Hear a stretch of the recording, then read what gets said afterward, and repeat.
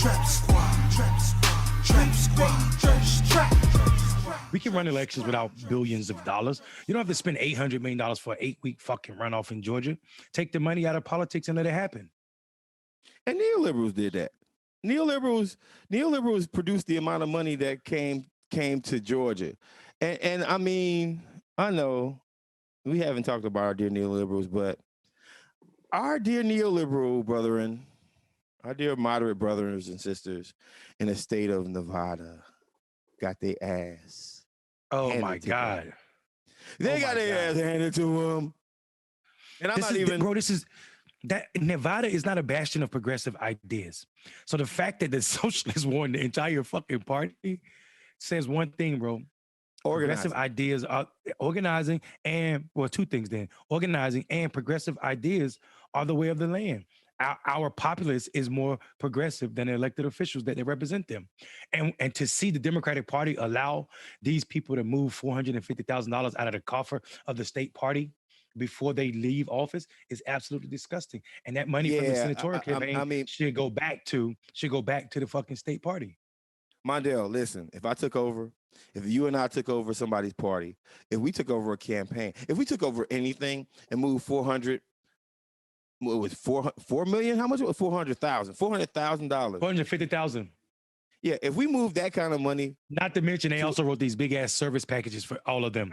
All of the employees quit with these massive service policies. That's money you stole from services that the voters could receive. If you moved it to another entity, we wouldn't be allowed to work again. But for the sheer fact that... So first off, shout out to the Bernie Sanders organizing machine. Yes, I will give them props on this one. And the reason why is because they've been working this since Bernie 2016. I know all the players in Nevada. Let's just say it. Bernie Sanders won Nevada again. Yeah, that's right. Bernie Sanders won Nevada, what, for the third time? Second time? Yeah. Right, for the second time. And I mean, so for those of you who don't know what happened, let me read this article. I'm gonna pull it up real quick. But basically, move, intercept, not long after Judith Whitmer won, this is from the Intercept. Not long after Judith Whitmer won her election on Saturday to become the chair of the Nevada Democratic Party, she got an email from the party's executive director, Alana Mounts. The message from Mounts began with a note of congratulations before getting to her main point. She was quitting. So was every other employee. Everybody else. With the so massive service severance. Now, first off, she was quitting. So was every other employee. And so were all the consultants. Now, let me tell you something, America, before I continue this paragraph. That's a dream world to me. For every progressive, that is like heaven. Yeah, you mean you're going to open up jobs, which are going to start a new party? Now, Sister Mounts has since went on to become the political director for the DNC. So, the DNC watches us all the time. So, Sister Mounts, we understand what you did, but we don't understand what you did. And the staff will be taking severance checks with them. Thank you very much. So on March 6th, a coalition of progressive candidates backed by a local chapter of Democratic Socialists of America took over the leadership of the Nevada Democratic Party, sweeping all 5 party leadership positions in the contested election that evening. Whitmer, who had been the chair of the Clark County Democratic Party, was elected chair. The establishment had prepared for the loss, having recently moved $450,000 out of the party's coffers and into the the DSCC, Democratic Senatorial Campaign Committee's account. The DSCC will put that money towards the 22 re-election bid of Senator Catherine Cortez Masto, a vulnerable first-time Democrat. While Whitmer's opponent... This pasty is hell. This whole situation is pasty. Oh, yeah, we got to keep reading this one because this means a lot. Like, this organizing means a lot. While Whitmer's opponents say she was planning to fire them anyway, Whitmer denies the claim. I've been putting in the work, Whitmer told the Intercept for the latest episode of Deconstructed. What they just didn't expect was we got better and better at organizing and out-organizing them at every single turn. Guys, clickbait political thirst trap. Trap Squad. Tanya Scott Allen, thank you so much for the $108. We appreciate that. Tanya, yes. Thank you. We appreciate that. Tanya and Scott Allen. Thank y'all so much. Is that how we say it? It looked like it says Taha, Teja. No, but Got it. Yeah. This is important, Trap Squad. Organizing means everything. And the one thing you could take from these two brothers you are watching right now, all the way live, that come to you every weeknight from 8:30 to 10 o'clock, except on Fridays, and then 7:30 to 9 o'clock. One thing you can take from us is we are organizers first. This hits my heart. Because at some point, the Democratic Socialists in the state of Nevada were just like, okay, you know what? Because they felt like Bernie got screwed in 2016. I was there. I was in Las Vegas. I was there the night that the election happened. I was there. And they felt like they got screwed statewide. Right.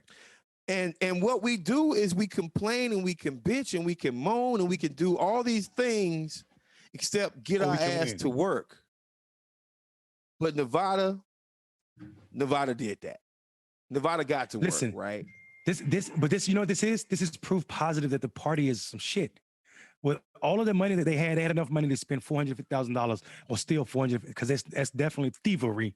They stole $450,000 and they still couldn't defeat 5 Democratic Socialist candidates for statewide elections. I'm telling people right now, we are not in the same fucking political space we've been in. And if you are an incumbent, you should be shitting your britches right at this moment, because you see what's fucking happening. Wait a minute.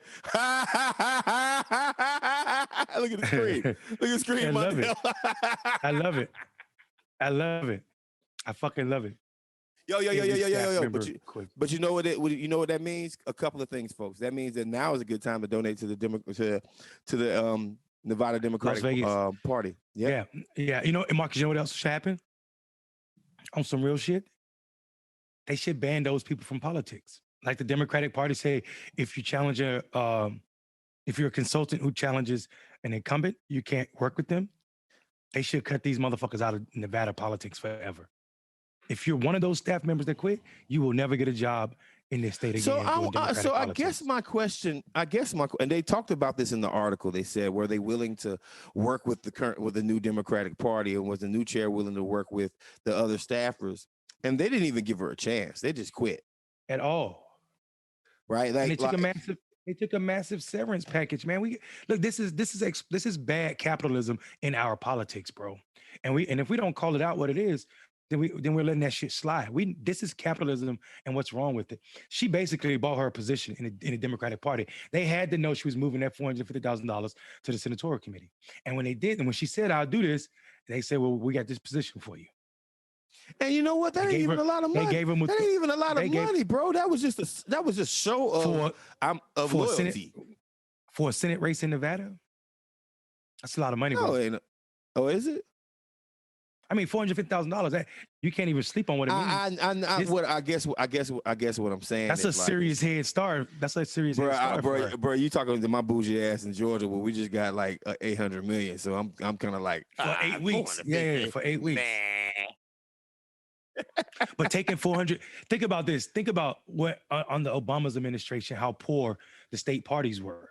All of the state parties were poor because OFA took over all of the parties, and all the money was being funneled through him. So this is a real situation, bro. Like, we talk about state parties. When people talk about national organizations robbing state parties, this is a fucking example of it.